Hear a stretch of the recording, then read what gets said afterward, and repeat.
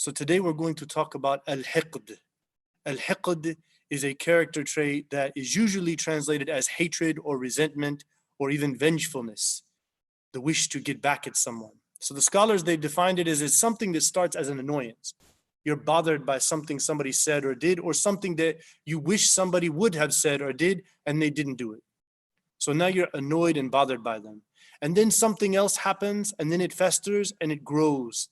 And now in your heart, you're keeping this feeling of dislike or vengeance against them. You wish ill will upon them. You wish harm on them. Or you just try to avoid them, even if it's a family member, a close friend, or a colleague. And so that ill will, it becomes something in your heart that just kind of stays there. And then there's this bad negative vibe you get anytime you think about them or anytime you're around them. And it all starts with the unfortunate disease of anger. So anger is this desire to control things and people and circumstances. It's this desire for things to happen according to what you want. And so anger is this expression of the desire to have the place of Allah. Patience and forbearance and wisdom is this reserve in recognizing I'm not in control. So what I will do is I will control my own self and how I react to things because I'm unable to control circumstances and people around me. So this sickness of hiqd, this ill will or resentment towards people, it is a very serious spiritual sickness. And once it happens with one person and you don't solve it, then it can easily happen to other people. And then you'll start allowing people start to take tabs on people. Oh, this one said that, this one did this, oh, should have said that, so and then they, and I found out, unfortunately, in many broken families, whether it be husband and wife, parents and children, brothers and sisters, this is the actual root cause of the destruction of the family. And the Prophet ﷺ talked about that, as we will speak about later. But how should we approach this whole subject? How should we approach this sickness? The Quran tells us this beautiful model of knowing what it means to achieve salvation. وَلَا تُخْزِنِي يَوْمَ يُبْعَثُونَ يَوْمَ لَا يَنْفَعُ مَالٌ وَلَا بَنُونَ إِلَّا مَنْ أَتَى اللَّهَ بِقَلْبٍ سَلِيمٍ. I believe this is the prayer of Abraham in Surah Ash-Shu'ara, if I'm not mistaken. And it basically, he calls out, oh my Lord, don't allow me to be humiliated on the day when everyone is resurrected. That is a day that I recognize that your family, your wealth, your power, your prestige of this world, none of that has any iota of a benefit for you on the day of judgment. إِلَّا مَنْ أَتَى اللَّهَ بِقَلْبٍ سَلِيمٍ. The only benefit that we'll have is that we went back to Allah with a pure, clean heart. So Ibn Majah narrates the hadith as related by Abdullah bin Amr bin al-As radiallahu anhu. The Prophet ﷺ, he asked, who are the best people? And they said, tell us, Ya Rasulullah. Please tell us who are the best people. He said, Kullu makhmum al-qalb saduq al-lisan. He said, those with swept hearts and an honest tongue. So the companions naturally said, we know what an honest tongue is, but could you explain to us what swept hearts means? Because khamma in Arabic, it really is talking about filth and dirt. When we say khamma as a verb, you're talking about sweeping away all of the dirt that was accumulating in a place, whether it be the house or the room or whatever it may be. So it's that makhmum is the one that's swept out from all of the filth and the dirt. So the Prophet ﷺ was saying, the makhmum al-qalb, the swept heart, because it's literally a language that isn't usually used for spiritual concepts. It's just basically you clean out a room, makhmum. The room is makhmum, right? So then he said, an-naqi at-taqi, the pure heart that's piously devoted, the heart that seeks pureness and cleansing, the heart that seeks closeness and obedience and cautiousness and mindfulness in front of Allah. And then he went to describe it more, that it's the heart that does not harbor sin. It's not a heart that has the desire for sin in it. It's the heart that does not harbor ill will.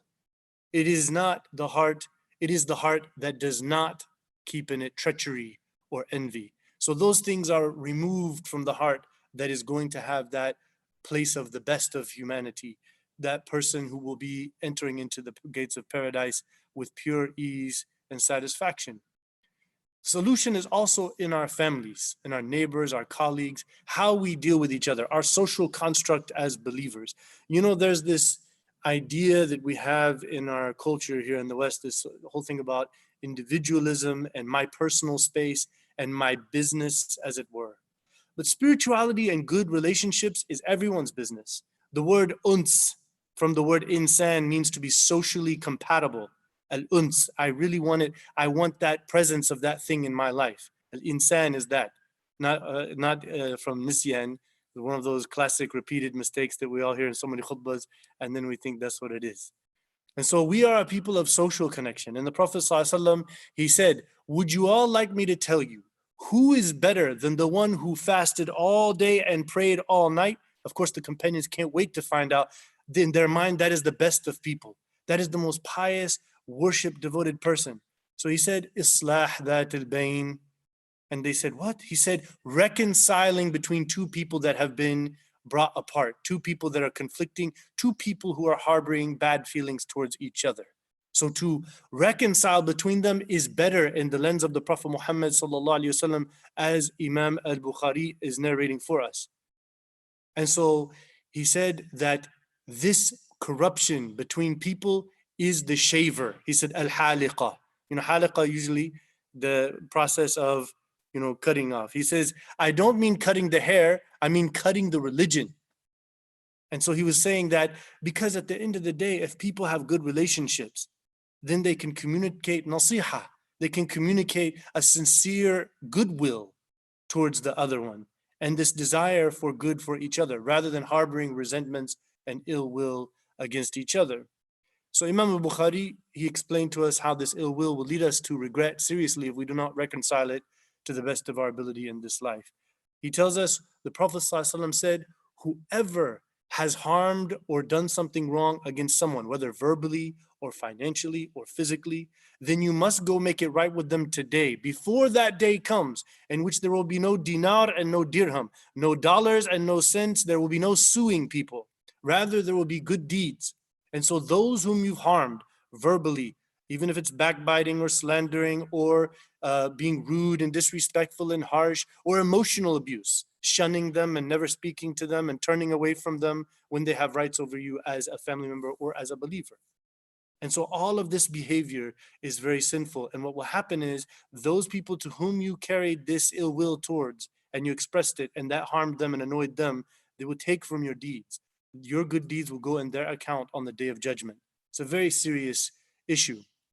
So the Prophet ﷺ, he warned us about when someone comes trying to reconcile with you, they've recognized and admitted their shortcoming, and they come and they're saying, here, I'm sorry, they apologize, this is my excuse. So the Prophet ﷺ said, as Imam Bukhari narrates by Abu Hurairah's Hadith, whoever has wronged or whoever does not accept the excuse or apology of someone else when they seek it, then they will not drink from my lake of the Hawd on the day of judgment, meaning they won't be from my ummah. It makes it a very serious sin when somebody comes and says, look, I'm sorry I did that. Please forgive me. I shouldn't have done that. Or, please give me the benefit of the doubt. Here's what my excuse is. This is what I really was doing. And this is my intent. And then you be like, no, I'm sorry. That's it. You're 3 strikes and you're out with me. Whoever does that is committing a major sin because they're not opening the door for forgiveness. Whoever is not forgiving is not going to receive forgiveness. Whoever is not merciful with people, they will not receive the mercy they're looking for on the day of judgment. So this sickness, as we said, it's rooted in anger. And anger is this lack of acceptance of divine decree and the reality that all we have control over is ourselves. And then that's the doorway to lots of backbiting and slandering behind people's backs because they harbor some ill will and they don't go talk to that person. Do you know what the best thing to do if you're annoyed or bothered by something someone said? It is to go to that person and communicate your concerns to them. If you do that, then you can make peace right then and there. It is the worst thing anyone could do. And this is the people, I'm telling you, a lot of people are like this and they don't realize it. Think to yourself, do I feel bothered or bad about going to somebody to reconcile with them? Why would you feel bad about that? They have offended you and annoyed you. You want to make peace with them. You want to go on the day of judgment with a clean, pure heart. Isn't that the best way to do it? Let them know and give them a chance to seek forgiveness. And even if they didn't, at least you tried and you have actually forgiven and you've moved forward and you've let them know that you have bothered me. And then to forgive them is only the greatest of believers. And so this is what وَلَمَنْ غَفَرَ وَصَبَرَ ذَلِكَ مِنْ عَزْمِ الْأُمُورِ, the Quran says, whoever forgives other people and what they've done wrong against them, and they are patient to live out their life, not holding things against people, that is of the greatest of determination in spiritual endeavors. And so it's important for us to really clean our hearts out in this Ramadan, that we remove this conflict and we remove this ill will towards anyone. And we always give people the benefit of the doubt. We give them excuses. We open the door for them. May Allah protect us and our hearts from the evil of the devil. May He clean out our hearts and facilitate for us this path of cleaning our hearts. Jazakumullah khairan. Assalamu alaikum wa rahmatullahi wa barakatuh.